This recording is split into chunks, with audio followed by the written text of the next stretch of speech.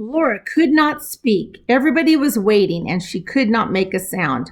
Ma had to ask her, "What do you say, Laura?" And then Laura opened her mouth and gulped and whispered, "Thank you." But after that, they went out of the store. Both pieces of candy were white and flat and thin and heart-shaped.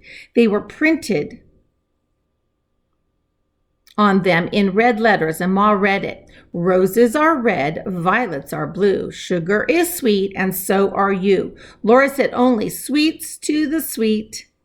The pieces of candy were exactly the same size. Laura's printing was larger than Mary's.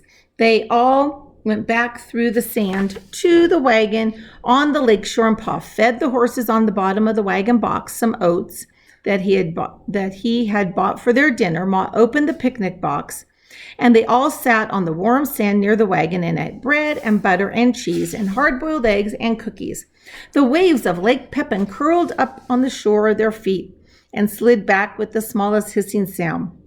After dinner, Pa went back to the store to talk a while with the other men, and Ma sat holding Carrie quietly until she went to sleep.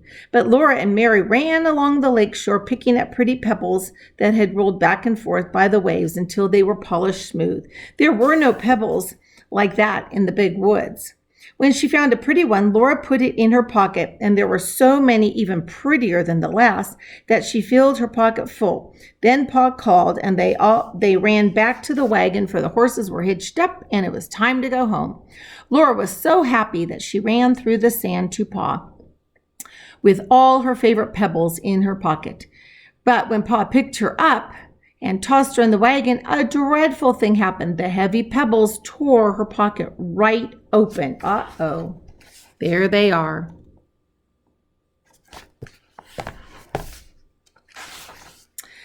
The pocket fell.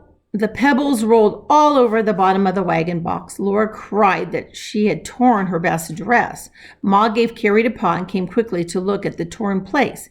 Then she said it was all right. "Stop crying, Laura," she said. "I can fix it." She showed Laura that the dress was not torn at all, nor the pocket.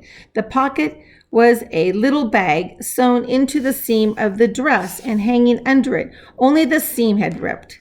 "Pick up the pretty pebbles, Laura," Ma said, "and another time, don't be so greedy."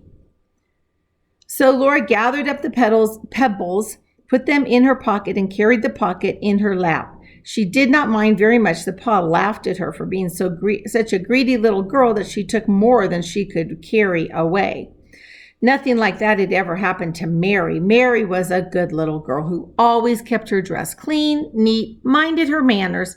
Mary had lovely golden curls, and her candy heart had a poem on it. Mary looked very good and sweet, unrumpled, clean, sitting on the board next to Laura.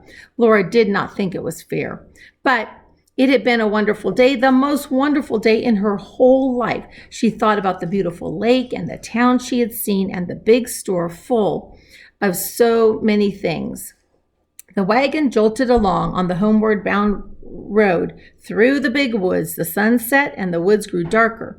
But before the last twinkling of light was gone and the moon rose, and they were safe because Pa had his gun.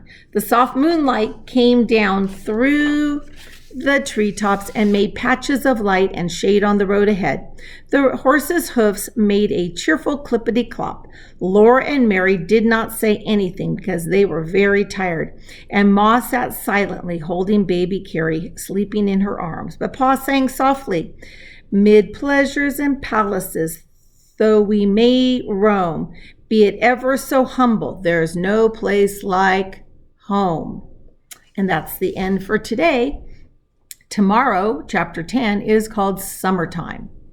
So, make it a great day or not. The choice is yours. But I hope you have a good one. Take care.